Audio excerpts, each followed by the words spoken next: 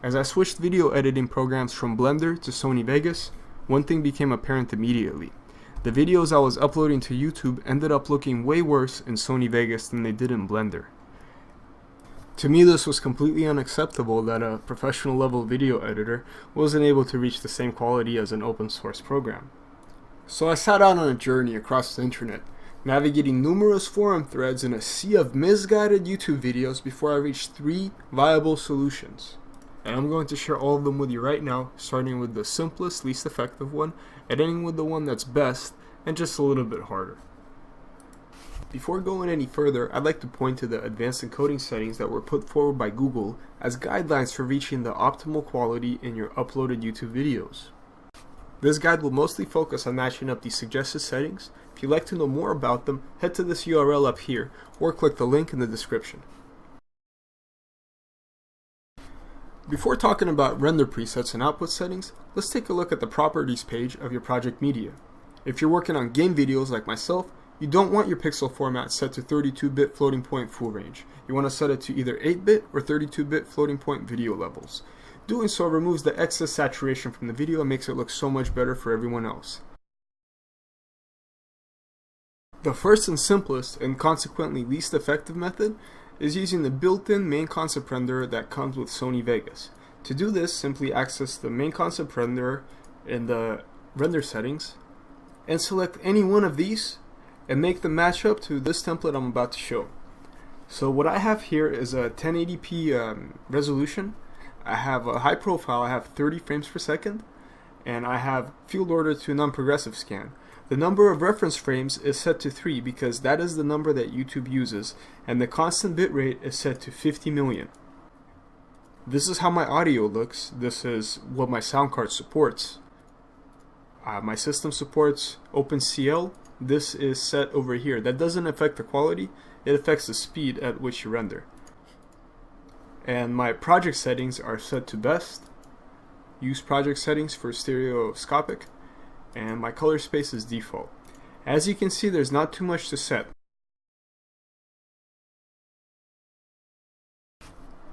The second method is slightly more difficult than the first, but conversely brings about better results. To take advantage of this, you need to download X264 VFW. Now make sure you get the right version, meaning the regular one if you're on 32-bit and the 64 one if you're on a 64-bit system. Once you get this and download it and install it, you can head to Vegas, File, Render, and then head down to Video for Windows, which is what that VFW was, and select any one of these and match it up to this preset, which you then should save. Alternately, you can download the preset pack from the link in the description and save yourself this time. It will come already done. All you have to do is extract. Anyway, over here you set the frame size to the size of your video, set the frame rate to 30 because that's what YouTube supports, none for the field order, 1 for the pixel aspect. On video format is where you will choose X264 VFW. Then you have to configure and you type in this goodness right here. I'll have it in the description so you can just copy and paste. For the other settings, you set the profile to high, the level to 4.2, you want to convert it to YUV 4.20. You want to have 0 latency, and this is very important or your audio will lag. And for the average bitrate, you want to set it to 50,000. The reason I'm using 50,000 is because that was the suggested YouTube setting for enterprise quality connections. You can take a look and set yours to the appropriate suggestion. Once we do this, we hit OK, and we're ready to render.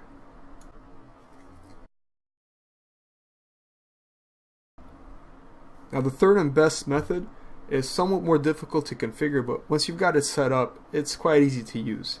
And the advantage of it is it'll allow you to match up your export media one for one with the advanced encoding settings provided by Google. Now the first thing you're going to need is the debug mode frame server.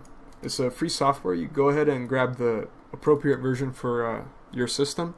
And keep in mind that this works with Adobe Premiere as well as some other programs, so this guide is more or less interchangeable with them.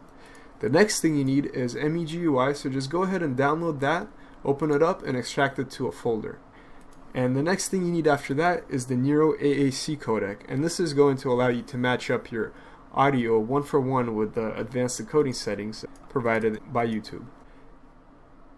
So once you've gone ahead and downloaded the Nero AAC codec, you're going to want to head to MEGUI, Tools, EAC3TO folder, and extract the Win32 executables from Nero AAC over here. Then head back to MEGUI, open it up, and head to the Options, Settings, External Program Configuration, and check Enable Nero AAC and point it to the appropriate exe. Hit Save. Then head to File, Import Presets, and import the presets that you've downloaded from the video description and the link I provided.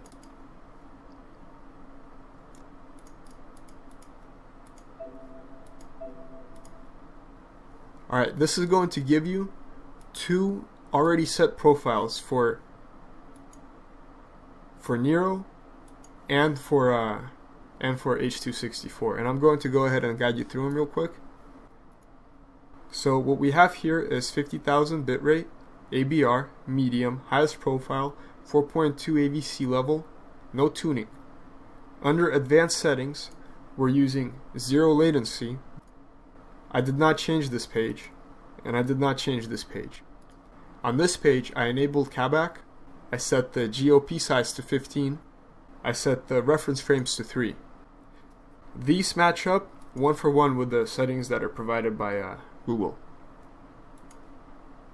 On the audio encoder side, this is how this looks. Once again, you can import these presets. Now I'm going to head and close this, and then we'll see how it looks when you're doing this from the start from Vegas with your project media. Now that we've got that all configured, let's head to File, Render As, and select the project default of the debug mode frame server. You don't get anything to change here, so just press Render. Set your video output to match up these settings with RGB32 and write audio as PCM samples checked. Press Next. Head over to MEGUI and open it up.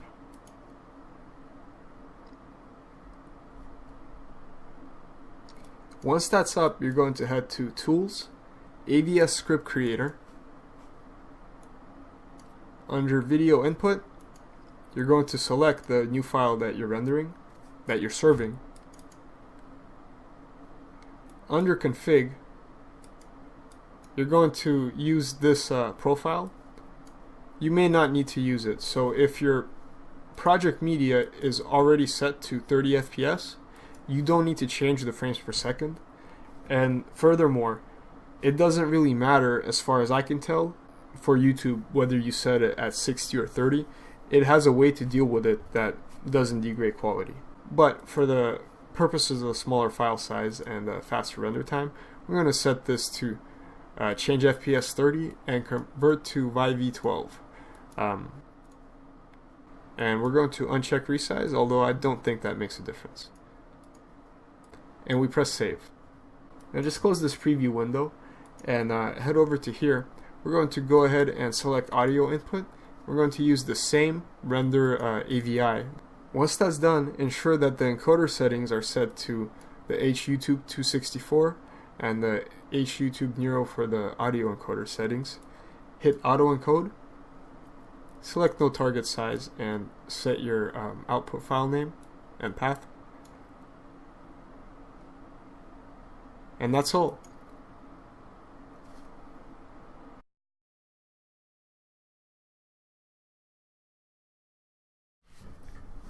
When I was making this guide, I spent quite a bit of time rendering the same video in different outputs and then uploading it to YouTube and then seeing how it looks. One thing I noticed when I was doing that is that when I was making videos with MEGUI or X264, they would always have the same thumbnail.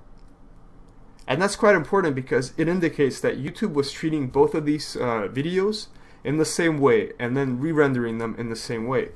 However, the main concept renderer, as well as other renderers, would net a different thumbnail, which means to me that they were being rendered in a slightly different way, perhaps slower, just perhaps differently. But the main point being is you get higher quality using the MEGUI or X264 over the main concept render that comes built in. And this quality matches up exactly with what YouTube asks, and their process works very well together with it, giving you the best quality possible. So just stick to my guide and stick to the advanced encoding settings provided by YouTube.